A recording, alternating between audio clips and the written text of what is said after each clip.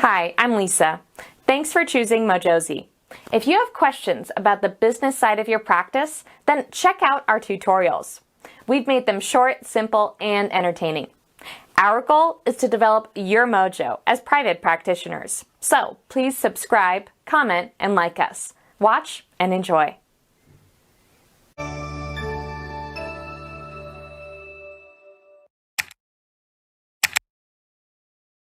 By now, you've determined your website capabilities, selected a website builder, and secured your web domain. The next step is to focus on marketing copy. Simply stated, marketing copy are the words, images, and videos that will appear on your website. But are you still feeling overwhelmed? And do you not know where to start? Let's take things one step at a time as you learn the 10 best practices and tools to get you through the next step. Number 1. Make your homepage your priority. Surely you have heard that first impressions are lasting impressions. Well, your homepage is what your potential clients encounter first, and they possibly will not spend much time on your site if it is not appealing or easy to navigate.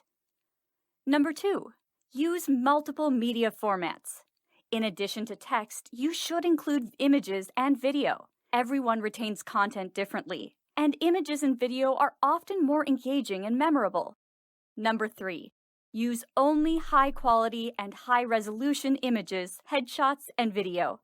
Anything less will compromise the professionalism and credibility of your site. For example, stretched photos in which you are attempting to fit squares into rectangles will not work. Blurry or grainy images cheapen your site. We recommend that you check out image2go.com, a free tool that sizes and converts images to a high-resolution format. Number 4, integrate social media such as Facebook, Instagram, and Twitter. If reaching large audiences, driving traffic to your site, and encouraging engagement are part of your website goals, then social media is a critical component. Number 5, focus closely on layout and legibility. The average website visitor will only scan your site, at least initially, rather than read it word for word. Presenting content in small and visually consumable chunks or bullets, rather than long word strings or paragraphs, is recommended. Let's demonstrate. Check out the content on the left, and then the content on the right. Which side are you more drawn to? Which side are you more likely to remember? Which looks more appealing and interesting? Most people would indicate the right side for all 3 questions. Both sides have identical content, but as you can see, the right side is presented in a way that is visually captivating. Number 6, ensure your font size is not too large or small. To improve the overall aesthetic, stick to 10 to 12-point font sizes. Likewise, stick to font styles that are clean and easy to read. This is not the time to show off your creativity by using font styles that are overly stylish or wacky. There are many font styles that do not show up well across different devices. Font styles affect the tone, professionalism, and readability of your site.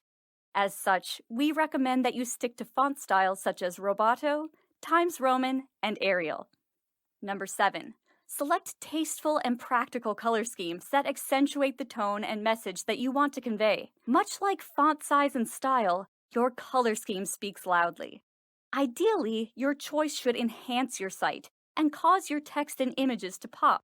Avoid using too many text or main body colors throughout your site, and stay away from very bright and blinding colors. Number 8, ensure your site is user-friendly. In technical terms, this is called user interface, or UI for short. Your site navigation must be intuitive for your potential clients. This also includes the speed of your site. Number 9, ensuring your website has a responsive design. You probably are wondering, what the heck does that mean? It is just a fancy term for making sure your site adapts to different screen sizes and mobile devices, such as tablets and cell phones. We recommend using responsivedesignchecker.com, a free site that allows you to see exactly how your website appears on various mobile devices and screen sizes. Number 10, flood your site with keyword search terms that your potential clients are likely to use. You must keep in mind that you have 2 audiences, your potential clients and Google. Discussing the best strategies for your site to rank highly on search engines like Google is an entirely separate lesson. But for now, Taking a selective approach with the words that you scatter throughout your site will make Google happy. And if Google is happy, you too will be happy.